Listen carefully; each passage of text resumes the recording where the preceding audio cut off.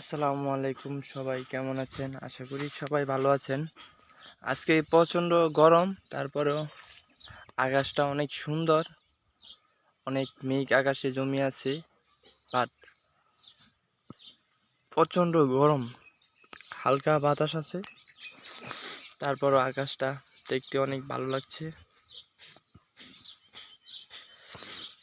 কিছুটা মেঘলাচ্ছন্ন আছে, জানি না আবার কখন জানি বৃষ্টি নেমে যায়।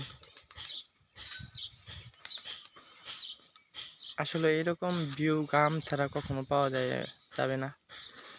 শহরে তো বড় বড় দালান কোঠা, এসব তো আর দেখা যায় না।